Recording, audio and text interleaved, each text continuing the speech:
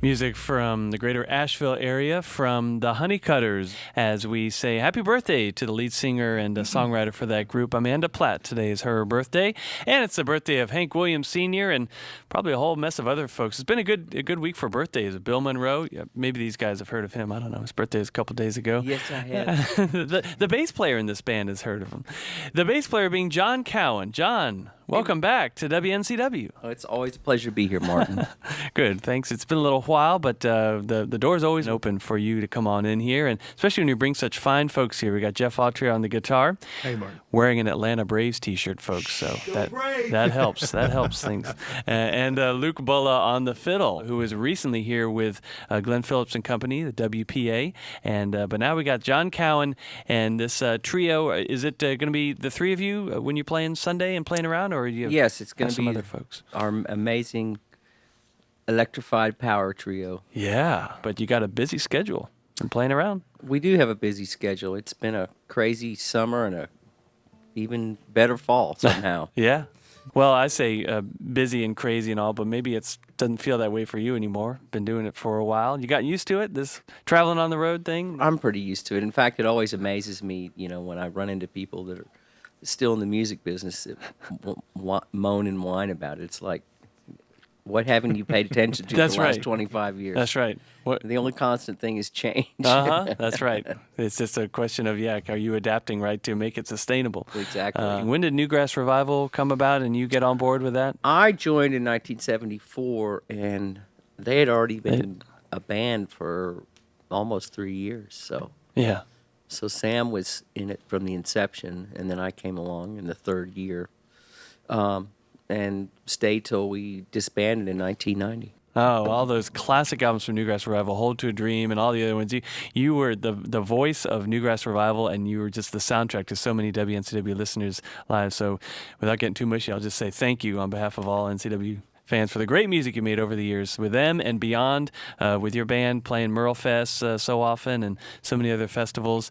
And now this cool new release. Who is this George Massenburg character that inspired this album? George is a person in the recording industry that is credited with creating something that we're using here today on your board, which is called parametric equalization, single-handedly, believe it or not. And well, he has his own separate company, which is the Massenburg stuff that is all recording gear that he makes up and sells. And then, of course, he's also a renowned studio engineer who started in the D.C. area with the Seldom Scene and one of Tony Rice's really early albums on Rounder, and he also did The Country Gentleman. And my first awareness of him was working on a Little Feat record called Feats Don't Fail Me Now. Classic. And somewhere thereafter, he moved to California, and in the last 35 years, he's worked with the names that he's recorded and or produced is just amazing. I mean, the list goes from Frank Sinatra to Earth, Wind, and Fire to all the great Linda Ronstadt records, the Dixie Chicks. I could go on and on. He's a rare combination of a guy that is an astute technician, but also has great ears and a great feeling for music.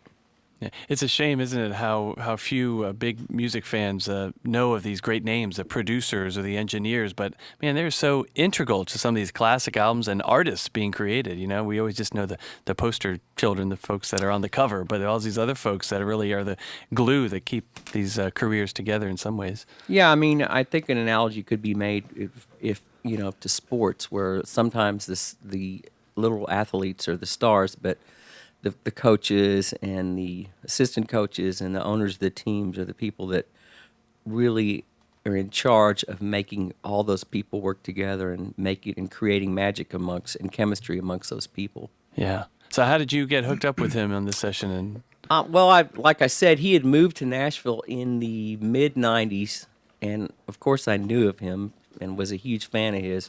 And I went and worked on a record for my friend John Randall Stewart that George was producing.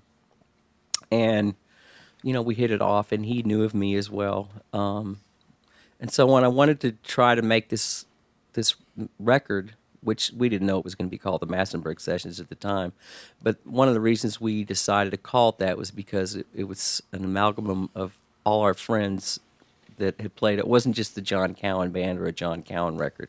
You know, we had Jeff and Wayne Benson on the mandolin and Tony Ray on the banjo, and Shad Cobb on the fiddle. That was the basic unit that recorded the record. But then we had a gazillion friends come in and play, and it, you know, it was done live in the studio. Yeah. Cool. So he left his mark on it. Did you have a lot of the material then already, and then he kind of added a little some of the creative elements too? He was more an editor. Yeah. You know, I came to it with specific tunes in mind. I think we really only overcut maybe 2 or 3 tunes that didn't make it for various and sundry reasons. What enables us to make records like this, and that would go for Luke and Jeff and anybody that plays acoustic or bluegrass-oriented music, you know, we're really good at sitting around in a circle playing because that's how we rehearse. Yeah. So for just us to go in, it once again felt like being in somebody's living room. Yeah. Which is nice because, you know, the trick to making records always, especially if you're a band or known as a live artist, is to try to capture that same energy in a cold, sterile environment, and it's really difficult. Yeah, I've read that one little thing that Mr. Massenberg insisted on was that you not wear headphones for the sessions. Was that weird? Was that different? It was different. Yeah, it was different. Because you're not using headphones when you're doing this, you know, jamming in the circle, working on the songs, but then when you're actually sitting down in the studio, I guess it's... As a matter of fact, because we didn't have phones, I was listening to the guys in the room like we would do here if we didn't have phones. Right. And where I can hear the Massenberg touch is what came through the microphones. He was getting instruments and room together. Yeah, yeah. And that's where it came together as far as, well, it did sound different. I mean, he didn't just mic the instruments. He had room mics up on the ceiling and in the corners, and they were all very strategically placed. So it's just a wall of ambient sound. Incredible. Cool. It's John Cowan and guitarist Jeff Autry talking about George Massenberg and how this new record was recorded and produced. And Jeff sings a nice Dave Alvin cover on this new one, the Massenberg Sessions. That was nice to hear you thanks, take on man. the King of California. That is that's John Cowan's idea. Was it? He brought that song to the band and I suggested that I do it. And when I first heard it, Dave's voice is so unique, and it was so monotone, and it's just a dark tune anyway. It is, yeah. But I've since then learned to like it. we got a good cut on it. So Yeah, I'm I'd happy say. with it. Yeah, it's right on in there in the third song in this new one. It's a great choice. And well, so you've been playing. You two have been playing together, John and Jeff, for Since 15 years. Since 1998, for God's sake. Yeah, jeez. That's a good long run, you two. And what else you been up to, Jeff? I know a lot of folks know your own releases. That whole series of Bluegrass 96, 97, 98 that you were on with that was great. That's one of our favorites in our Bluegrass thanks, collection man. in the library. That was all those sessions were fun, and I wish I had about 4 of them a week actually. Nice. for various reasons, but Yeah. those were great days. That series may start back. I'm not sure. Ooh. I've heard rumors. I hope The rumor. because I've heard the same rumor. it was. I think the first one I worked on was Bluegrass '96, and we Yeah. tracked all 13 songs in an 8-hour day. Man. Just knocked them out. And it was the record still feels good. My son actually listened to it the other day, and I heard it, and it's like, man, I know that tune. I'm at that point in my life to where, I was playing on that. I think it was me.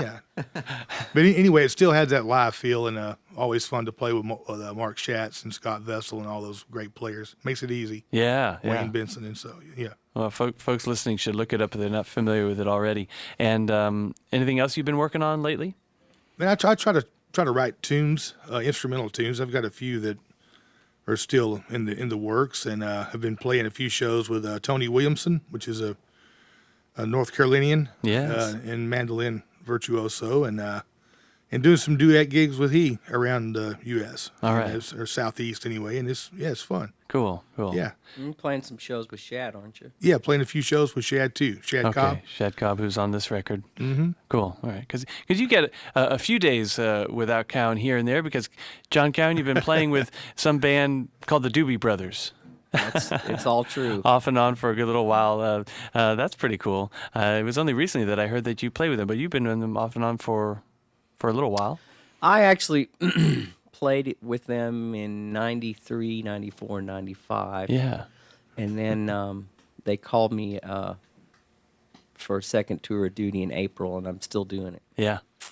Cool. Yeah. Fun playing at big, I big love places. it. And You know, yeah, well, it's not only that, but I mean, they still sing and play great. Yeah.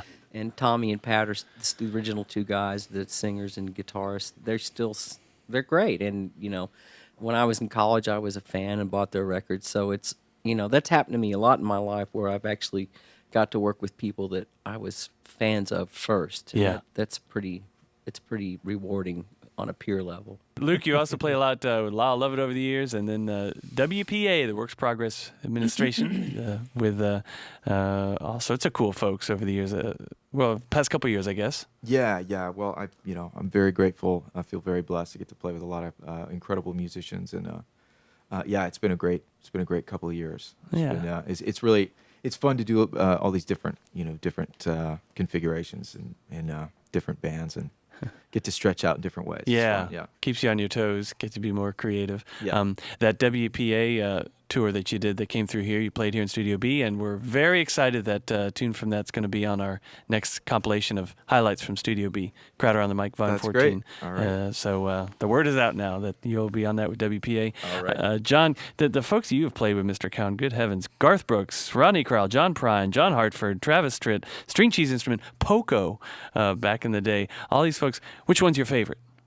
You know, it's always so amazing to work with people that you're fans of. And, Yeah. and I found myself in 1978 as a member of Newgrass Revival being Leon Russell's band. Yeah. And then, you know, some of the other things over the years, singing on Rodney Crowell's record, the last records he's made the last 8 or 10 years, which I think are some of the finest records he's ever made. And I got to sing on a Delbert McClinton record, and I've sung with Roseanne Cash, and you know, the list is kind of endless of people I've had the opportunity to work with who I was first a fan of. Yeah, that's great. A dream come true. The John Cowan Trio is here live in Studio B, playing at Chapel Hill tonight, playing Sunday at the North Carolina Mountain State Fair at the Ag Center. By golly. We've been getting all sorts of press releases from them guys about, you know, who's won the various livestock competitions, various recipes. The apple pie making recipe award was just given out, I think, yesterday. So you guys just be forewarned. You don't know right off the top of your head who had the best looking Charolais bull, do you? No, I'm sorry. We'll try and man. dig that up. But you might be privy to said information since you'll be headlining the show on Sunday. I heard Moo. that Steve Metcalf was entering the tractor pull as a human. The little king himself. Little King is sitting on the back of the tractor. Is what he was doing. Congratulations on this fine release, John and company. The Massenburg Sessions from John Cowan. He's on the bass, of course. Jeff Autry on the guitar, of course, and Luke Bulla on the fiddle. Thanks for coming on in here this morning. It's early for you musicians. You're so welcome, Martin, Yeah, and man. thanks for having us. Thanks for having us. Have a good drive to Chapel Hill, where y'all are playing tonight, and then Sunday it's Fletcher for the big North Carolina Mountain State Fair. All right. Well, speaking of songs that are from back in that golden age, it's the birthday of Hank Williams Sr., and here's a more contemporary spin on an old Hank tune from Ronnie McCurry and Company on WNCW.